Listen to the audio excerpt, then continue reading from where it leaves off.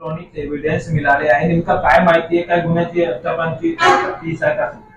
जो सना खान मर्डर केस आहे, जे मानकापूर पोलीस स्टेशनला 2 गुन्हे दाखल होते, त्याच्यापैकी जे मुख्य आरोपी आहे अमित साहू उर्फ पप्पू, तर तो दोन्ही गुन्ह्यामध्ये आरोपी असल्यामुळे आपल्याला प्रोडक्शन वॉरंट घेऊन आपण दुसऱ्या गुन्ह्यामध्ये आपण ट्रान्सफर करून घेतला.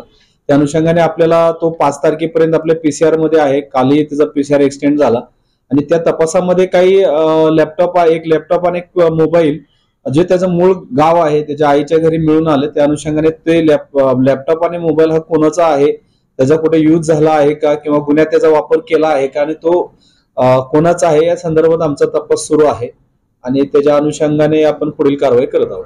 हा सना खानचा मोबाईल आहे असं आहे, तो आहे का नेमका? ते आता तपासामध्ये ज्यावेळेस आम्ही सीडीआर एसडीआर डिटेल्स काढू आणि IMEI नंबरवरून त्या ठिकाणी त्या मोबाईलमध्ये कोणाच्या नावाने कार्ड वापरले होते किंवा तो मोबाईल कुठं खरेदी केलेला होता ते माहिती आल्यानंतर ते क्लिअर होईल. सर, न्यायालयामध्ये काही नार्को टेस्टसाठी आपण अमेंडमेंट केलं आहे का?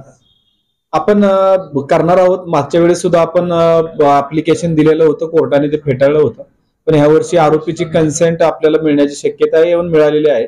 त्या अनुषंगाने आपण पुन्हा एकदा ऍप्लिकेशन मूव्ह करतोय आणि त्या अनुषंगाने कोर्टाला रिक्वेस्ट लेटर पण आपण पाठवतो.